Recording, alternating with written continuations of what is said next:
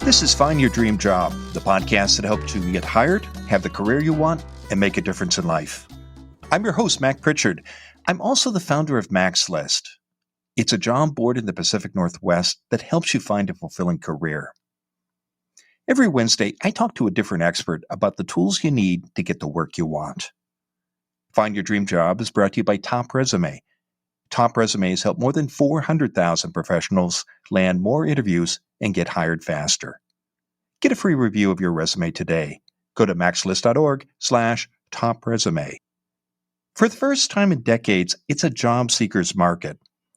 That means candidates have more choices and can expect to get better salaries and benefits. But are you making the most of this opportunity? Sha Lee Hornsby is here to talk about why candidates are in the driver's seat and how to make the most of it. She's a staffing and HR expert with more than 20 years of experience. Sha also hosts the award-winning Cool Careers podcast. She joins us from Houston, Texas. Well, let's get started, Sha. How long has it been since we've had a job seekers market like this? It's been 60s, really. That right now we have a perfect storm of scenarios that has allowed I would say, employees or job seekers to be in the driver's seat and really take whatever avenues that they would like to take. It is really up to you. Whatever you're trying to do at this particular time in your life, this is a perfect time to do so. Sha, why were employers calling the shots for so long? Well, there were more people than roles. So the employers had the choice. But now there are more roles than people. There are more people willing not to return to the market because of the pandemic. So now this is what we have. There's a few scenarios that are creating this perfect storm, right? So one, it would be the pandemic. It has been the biggest impact of our current scenario. The BLS, which is the Bureau of Labor Statistics, they tell us that it was taking about 5 to 6 months for someone to land their perfect role or a role pre-pandemic. And now candidates are engaging with employers within 2 weeks. The market is hot. There's also very little loyalty now since the pandemic. There's 82% of employers that feel that, employees, 82% of the employees felt the pandemic has allowed them to be less loyal because of furloughs and layoffs and all the different choices and really how the employers laid employees off. So there were examples of mass layoffs during via town hall meetings and virtual conversations about their last days. So that didn't have a good taste in a lot of the job market and for employees that's been loyal all this time. What does recruitment look like to employers during this job seekers market? The market is really stressful, honestly, because there's so many roles. There's such a need. Everyone that I speak with, because I'm a recruiter, and a lot of my friends are recruiters, so we are all speaking about the same things, and they are trying to find their hiring managers the best talent. And of course, no matter how large or small your company is, you want the best talent. And so that talent is they're taking their time and making the decision. And of course, they are the driver. So I would say it's difficult in the sense that the people that they want are not available. So they're having to be creative and strategic in how to choose the best person for their roles. You mentioned that many workers aren't feeling loyalty to employers anymore because of the events of the last few years. Has the pandemic also made self-employment more attractive to workers? Yes, that's a part of the storm as well, right? So entrepreneurship is a big driver in the pandemic, and we're still in the pandemic phase of returning back to work. But basically, some people are not returning back to work. They've chosen entrepreneurship. There's an attitude that employees feel if they can make your organization great, they can make their own company great. So they're trading in their passion projects and transferring them into full time roles. So Salesforce numbers tell us there's 4 million new businesses created just in 2020. Many people were furloughed or laid off at the start of the pandemic. What difference does taking an involuntary break like that make in people's thinking about their careers? What have you seen as a recruiter? There's less concern about it. People have chosen liberty. They want to be free from being obligated to the roles and being obligated to an organization. So, this is what I mean about the driver's seat. They own all the power. There's no more, I would say, negative connotation or negative thoughts about the break. Everyone has different family scenarios. If you've chosen to go backpack and you're single with no kids, that is your thoughts, and that we see this being expressed in our interviews.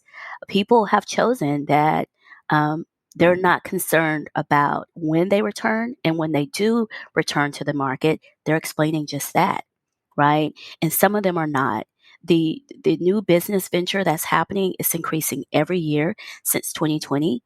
The the numbers that I stated to you about the 2020 new businesses, the 4 million, that's an increase of 24% from 2019. And just in the first half of 2020, half a million new businesses have started. So some people have not chosen to return. Some people are not interested in what the market or the employers think about their break in the market. It's a non factor. You mentioned at the start of our conversation that in the end, it's about supply. There are more jobs than workers. Take out your crystal ball, Shay. How long do you think this labor shortage might last, and what could cause it to come to an end? Well, honestly, I don't see a change anytime soon. This could be a 10-year journey. And the reason why I say that is because we're ushering in a new generation of workers and they have a different mindset. So there are less boomers leaving. There's 50,000 boomers leaving or exiting the workforce every day. And so there is just a different mindset that's being ushered. And as a parent, I speak to lots of parents, and they are pushing their kids that are going to be coming in the next generation of workers to be entrepreneurs. So it's a really different mindset and movement. I don't see it as a phase or a trend. I think we might be in just a new way of living and the way of working, of a deficit of people in general. Some groups, older workers, people of color, people with disabilities, for example, have always had disproportionately high unemployment rates, even during periods of prosperity. Uh, has this changed during the current labor shortage? I'm glad you mentioned that because that does open up a space for employers to brag about diversity, right? Making accommodations. They didn't have to make those accommodations. They didn't have to be more diverse with mothers and with people of color, and again with the I hate to say disabled, but the differently abled. Um, uh, uh, Employers didn't have to make those accommodations, but now they're bragging about these types of hires. And why? Because they probably should have been doing them way before, um, and bragging on them on the efforts of hiring more diverse candidates. So it's a win-win on both. The way I see it, from a recruitment side, it makes the workforce more diverse, more open-minded, and also something for employers to really brag about and to tout about. And other when other employees or the job market sees that this is happening as a trend, it makes them more motivated and more eager to apply. Well, this is all terrific, Shay. We're going to take a break. And when we come back, you've got some tips about how candidates can make the most of this job seekers market. And I want to walk through them one by one. So stay with us. When we return, Sha Lee Hornsby will continue to share her advice on why candidates are in the driver's seat and how to make the most of it. Take charge of your resume today. Go to maxlist.org/top resume. Get free feedback from an expert writer at Top Resume. Go to maxlist.org/top resume. Learn how you can improve your resume right away. And if you don't want to fix it yourself, you can hire Top Resume to fix your resume for you. Go to maxlist.org/top resume. Now, let's get back to the show.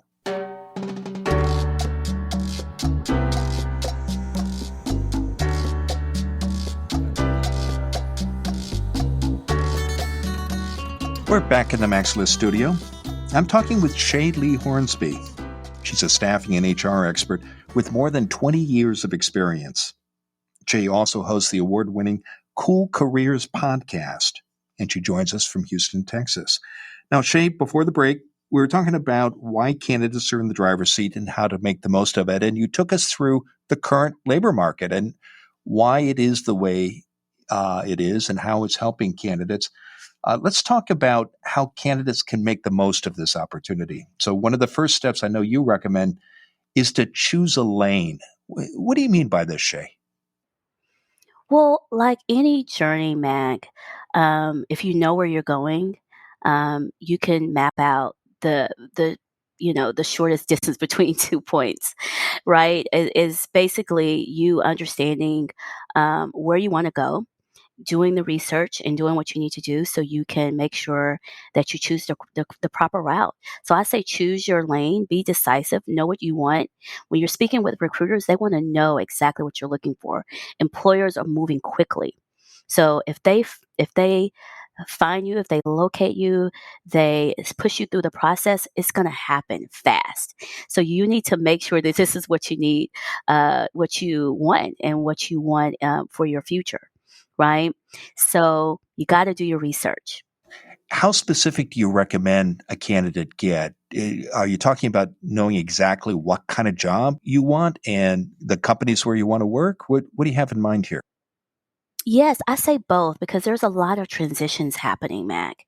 So a lot of people, many of the of job seekers are not interested in staying in their same industry. So they are using their transferable skills, going somewhere else. So those are the people I'm speaking with. But also, if you already know what you want to do, if you're going back into the same market, it's a lot easier for those people. So they are already choosing their lane. But those ones that are in transition, yes, know what companies are you're interested in, get you a top 10 list. Make sure you find a great headhunter that can really make sure that you are seen by those organizations. Make sure your best branding document, which is your resume, it is up to par, up to speed. You can do it yourself. Believe in yourself. Don't pay hundreds of dollars for others to create that for you. Only you know exactly what you do well, and how to explain it. So I would say make a list, get a headhunter, get your resume together. And that is the first steps to finding where you want to be and choosing the right lane. What advice would you have to a listener, Shay, who is struggling with defining what it is they want, where they want to go, and choosing that lane? How have you seen people overcome those challenges?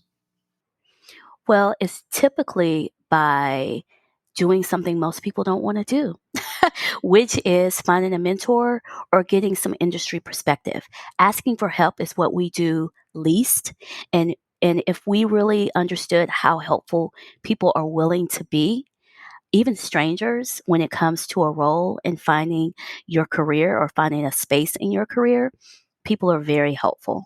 You should reach out and use LinkedIn for people you know and you don't know to help you get industry perspective and understand what the competitors are, what the stock market looks like, understand the role, because that helps you understand if you're going to be really successful. You have to make sure that the role that you're going to choose is consistent and matches your lifestyle as far as pay, travel, work from home, all these sorts of things matter, especially for the market right now. We're being very, I would say, selective on on our next steps in the job process. So a lot of candidates are kind of, I don't know, maybe in fear. And so to take away the fear is to find someone to help you and hold your hand on your journey. People do not mind. And how does that help you once you go through that process, Shay, of knowing what you want, where you want to go, make the most of the opportunity that this current labor market offers? What happens is the more you know, the better decisions you can make. Knowledge is power. And there's I would say employees or the job seekers are already in a powerful position right now. They get to choose, right? But the I would say the curse of choice is there are many choices. So sometimes we can't choose. So having someone to help us make that decision or give us a little bit more information that's more specific and not just general. When you Google things, those are general information. But if you find someone like Matt Pritchard who has his own podcast and you want to have a podcast, then you reach out to say, "Hi, hey, what did you do? How did you do that? Let me know. What do I need to do to be ready to do those sorts of things?" It works out the same way in any other role. Well, tell us more about that because that's actually the second step you recommend a listener take to make the most of this current job market, which is to find somebody who's doing what you want to do and sit down and talk with them. How does that tell us more about how that helps you in as you take advantage of this job seekers market? Right. So when you're talking to these industry professionals, they are giving you all of the insight and the pros and the cons. And it's great to find your community. Many times people are not living in the space where they're working. So wherever you work and where they grow those people that in the spaces that you want to be in, you want to go and join them. Speak their language, understand their environment. And so this is helpful in the sense of understanding if this is where you really want to be. So your question to me, Mac, is how does this helpful? This is helpful by knowing what you don't know. There's so many things that people don't know about the role they think they want. And when they get there, they're like, oh, wait a minute. I didn't know it was this. I didn't know it was going to be like that. When you're speaking to industry professionals and they're in the thick of it, they tell you, hey, listen, I'm working 80-hour weeks. They're giving you all of, I would say, the good and the bad, the cloud and the rainbow, because there might be people that are still doing it that love it, but still see the positives and the negatives easily. What's the best way to find people like this? You typically research on LinkedIn. I know I'm plugging LinkedIn. They have not paid me, I promise. But LinkedIn is such a great space to find groups. In the search space, you can find people, groups, schools, associations. That is where I would start. And really start around you. When you're at I know I'm an outgoing person, so it's kind of easy to introduce myself, and I know others are not. But you could also, if you're an introvert, you can send out emails on LinkedIn and maybe find someone, even if they live down the street from you. Hey, I looked at your LinkedIn profile. I know you're in the neighborhood. You think we can have a cup of coffee? I had a podcast. I do have a podcast, and I had a podcast guest who told me when he met someone, he asked for three other contacts. So that was really helpful information. And I spread that wealth of knowledge to other people. When you find one person, see if that person can help you find three others. What else do you recommend asking for in those conversations, Shay, besides introductions to others? Are there questions you always recommend bringing up? Yes. Well, typically everyone has their own concerns and issues that they're worried about. And these days, right now, it's working from home and flexibility and balance. People are looking for workforce balance. 89% of the market are parents and 70% are mothers. So there's a phrase that a mother is only, what do they say? A mother is only as healthy as her unhealthiest child. So mothers and parents that are in the workforce are may have special needs kids. They might have a parent that they're taking care of. So every home and every person has their individual concerns. So they can, submit these ideas to this person. Say, what do you think about my situation? Do you think this is compatible with this particular role? So I would say it would be very much custom to your desires and your future needs, but definitely ask about um, growth, opportunity, longevity, um, um, work from home, because these are, I would say the top spaces. Also pay and benefits. I know that that typically is understood, but now it's going from, I would say, number 2 in the top 5 list to about number 5. A third recommendation you make to your clients to make the most of the current job seekers market is to research the job you want. Why is this necessary, Shay? Can't you just learn this in the job interview or wait for the offers to come to you, particularly in such a tight labor market? Yes, of course you can. Some people do like to dive in, but I suggest people not to have surprises at the office, right? So there's roles that look very, I would say, exciting. I would say that it's true for recruiters. There's a lot of people who want to be in human resources or talent acquisition and say they find it exciting. And there's I would say, a thought process or a mindset of people thinking we hire people, we hand out roles. HR doesn't hire. HR doesn't do that. We don't have the power to do that. We hire for hiring managers. So we're not in a powerful role in the sense that we make the final decision. And so that's a big misconception. And I think once when people see and hear recruiters like, oh, she can get me a job. Mm, no, you get yourself a job. I can help you and bring you to the table and help you get there, but you have to definitely deliver. So the reason why you want to do research is because you want to be able to deliver on the role, and not because that you're uninterested in the role, but because maybe you just need to work on getting better. Some people are surprised once they arrive. And so this is why you have externships, and these type of opportunities for early careers, is because they want you to expose you and they want you to get a feel of the role. This is what it's all about.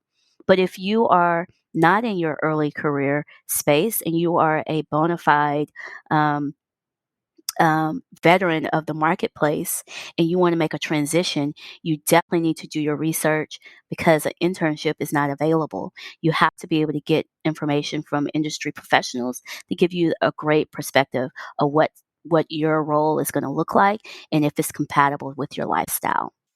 Well, it's been a terrific conversation, Shay. Now tell us what's next for you. For me, I'm working on launching season 3. I'm so excited for Cool Careers podcast. It's been, I would say, seen and heard from many people like you, Mac Pritchard. I'm so grateful for you to invite me and for you to find me on LinkedIn or the internet, and inviting me here to this space. I've been very successful so far trying to connect people, just as I was explaining to you, my guests are industry professionals speaking about their roles. So if candidates are having a hard time looking for particular professionals, reach out to us. We are making sure that we're exposing everyone, and giving all of our guests a chance to highlight what they do. Most people are very excited about what they do. It is a part of their DNA and a part of their lifestyle, and they want to share with everyone just in case they are interested in doing something similar. Well, it's a terrific show, and I encourage listeners to check it out. I know they can find the show by going to coolcareerspodcast.com and wherever you get your podcasts. And I know you also, Shay, encourage listeners to connect with you on LinkedIn. And if they do, I hope they'll mention that they heard you on our show. Now, Shay, given all the great advice you've shared today, what's the one thing you want a listener to remember about why candidates are in the driver's seat and how to make the most of it? Well, it is their power right now. This is such a great time to find exactly what you're looking for. So when we are in a space of choosing, I would say, liberty versus obligation, many of us are choosing liberty. And so I would say the ball is in your court. Find what you want. Find someone to help you, even if that means it's me. Please reach out and let's help you find what you're looking for.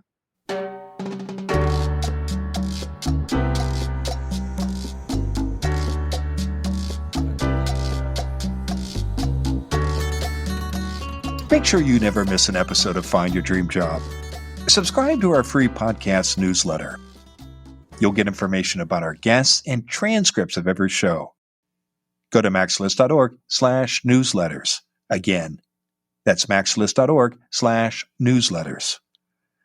Next week, our guest will be Kirsten Greggs. She's the founder and CEO of Trap Recruiter. It's a recruiting and career coaching firm that bridges the gap between job seekers and employers. One study found that recruiters spend just 7 seconds looking at your resume. So it's important to have a well-organized and targeted resume, but what's the best way to do this? Join us next Wednesday when Kirsten Greggs and I talk about what matters most when a recruiter looks at your resume. Until next time, thanks for letting us help you find your dream job. This show is produced by MaxList. Susan Thornton Hoff schedules our guests and writes our newsletter. Lisa Kislenberry Anderson manages our social media. Our sound engineer is Matt Fiorillo. Ryan Morrison at Podfly Productions edits the show. Dawn Mole creates our transcripts, and our music is by Freddie Trujillo. This is Mac Pritchard. See you next week.